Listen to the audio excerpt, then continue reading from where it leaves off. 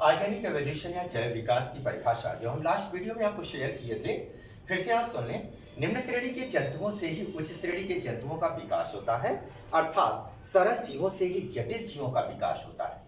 अर्थात एक कोश के जंतुओं से ही बहुकोश के जंतुओं का विकास हुआ है और जीवों के इसी क्रमिक परिवर्तन को ही जैव विकास या ऑर्गेनिक एवोल्यूशन कहते हैं। हमने आपको बताया था कि ऑर्गेनिक एवोल्यूशन या जैव विकास के मत को प्रतिपादित करने के लिए 3 वैज्ञानिकों ने अपना योगदान दिया था। पहला लेमार्क, जिसे लेमार्किस या लेमार्कवाद के नाम से जाना जाता है, जो हमने लास्ट वीडियो में आपको डिटेल समझाया था। दूसरा डार्विनिज्म या डार्विनवाद, डार्विन की थ्योरी जिसे डार्विन के सिद्धांत के नाम से जानते हैं। और तीसरा म्यूटेशन थ्योरी या ह्यूगो डी व्रिच का सिद्धांत। तो आज हम इसमें डार्विनिज्म या डार्विनवाद सिद्धांत के बारे में डिस्कस करेंगे। आइए देखते हैं क्या है डार्विनिज्म या क्या है डार्विन की सिद्धांत। तो डार्विन, जिनका पूरा नाम चार्ल्स डार्विन था, जिनका पूरा नाम चार्ल्स डार्विन था, इन्होंने अपनी पुस्तक ओरिजिन ऑफ स्पीसीज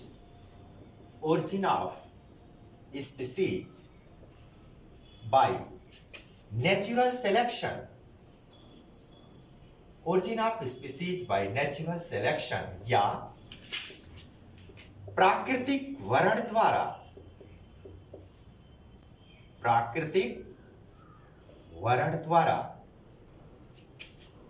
जीवों का विकास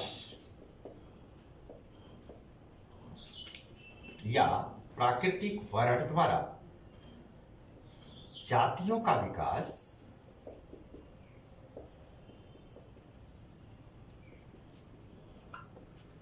नामक पुस्तक में इन्होंने अपने सिद्धांत का जिक्र किया था। फिर से देख लें, चार्ल्स डार्विन की इस पुस्तक का नाम, it is the very important question for your board examination point of view as well as competition point of view also, यानी origin of species by natural selection या प्राकृतिक वर्ण द्वारा जातियों का विकास नामक पुस्तक में डार्विन ने अपने सिद्धांत का जिक्र किया था। आइए देखते हैं डार्विनिज्म या डार्विनवाद क्या है। बच्चों, डार्विन के अनुसार किसी भी जीव में अत्यधिक प्रजनन की शक्ति होती है, इसलिए पहला पॉइंट उन्होंने बताया कि जीवों में प्रचुर संतानोत्पत्ति की क्षमता होती है। जीवों में प्रचुर संतानोत्पत्ति की क्षमता होते हुए भी सारे जीव पृथ्वी पर जिंदा नहीं रह सकते। इसके लिए इन्होंने एग्जाम्पल दिया था, जैसे ड्रोसोफिला या फल मक्खी में 200 अंडे पर डे देने की क्षमता होती है। फल मक्खी या ड्रोसोफिला 200 अंडे प्रतिदिन देती है। अगर 10 से 14 दिन में ये अंडे डेवलप हो जाएं, तो पूरी तरह से फल मक्खी तैयार हो जाएगी। तो इस तरह से बच्चों 40 से 50 दिन में ड्रोसोफिला 200 करोड़ की आबादी हो जाएगी। 200 करोड़, यू कांट इमेजिन, कल्पना नहीं कर सकते बच्चों। ये ड्रोसोफिला 200 अंडे प्रतिदिन देती है और अगर इसी तरह से सारे अंडे जीवित हो गए, यानी सारे फल मक्खी बन गए, तो वो दिन दूर नहीं कि 40 से 50 दिन में 200 करोड़ ड्रोसोफिला की उत्पत्ति हो जाएगी। आइए सबसे कम प्रजनन क्षमता वाले जीव की बात कर लें। सबसे कम जनन दर हाथी की होती है। 750 वर्ष में हाथी 2 करोड़ उत्पन्न हो सकती है। ये तो है कि अगर हाथी जितने बच्चे देती है, 1 या 2 बच्चे जो भी देती है, वो 750 वर्ष में इनकी संख्या 2 करोड़ पहुंच जाएगी। आइए हम एक छोटा सा और एग्जाम्पल यहां दे दें। एक शीप जो होता है मोलस्का का प्राणी है, जिसे हम यूनियो के नाम से जानते हैं, या मोलस्का का प्राणी है, पाइला है, यूनियो है।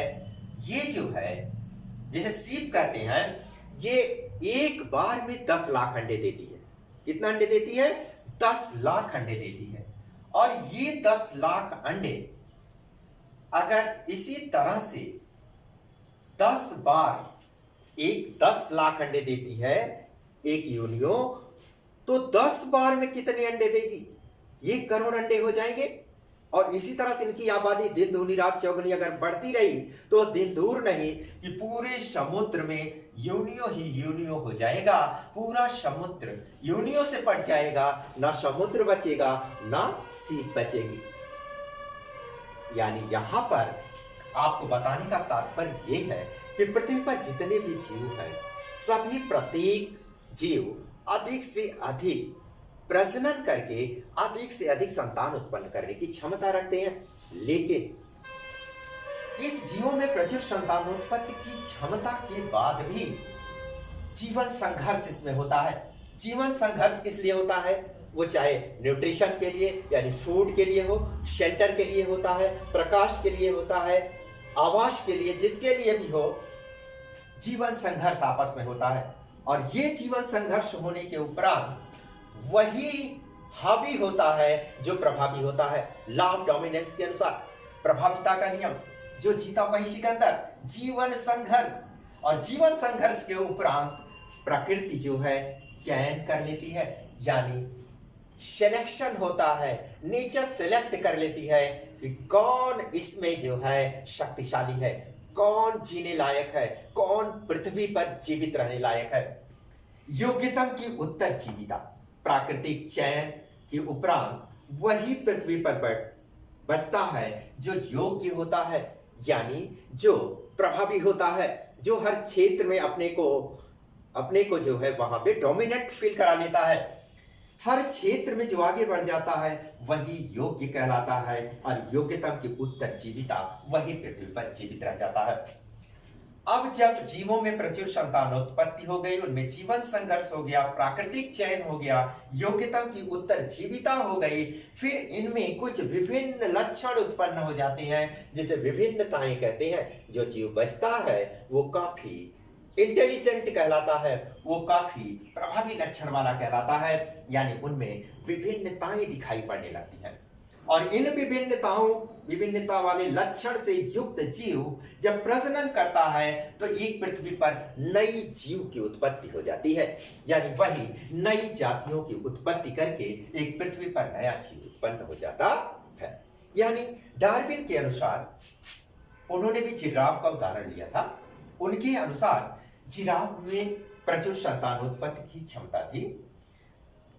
पृथ्वी की बदलती परिस्थितियों के अनुसार जब वातावरण की परिस्थितियां बदलती गई तो पृथ्वी पर भोजन के लिए संघर्ष हुआ, जीवन संघर्ष हुआ। तो उस समय लंबी गर्दन वाले जिराफ मौजूद थे, और जो जीवन संघर्ष में जो हावी हुआ उसे प्राकृतिक चयन यानी प्रकृति ने उसे जिंदा रहने के लिए उचित माना। योग्यता की उत्तर जीविता, यानी वही पृथ्वी पर जीवित रहने का हकदार था जो वातावरण की बदलती परिस्थितियों में पौधों से भोजन को प्राप्त करता था।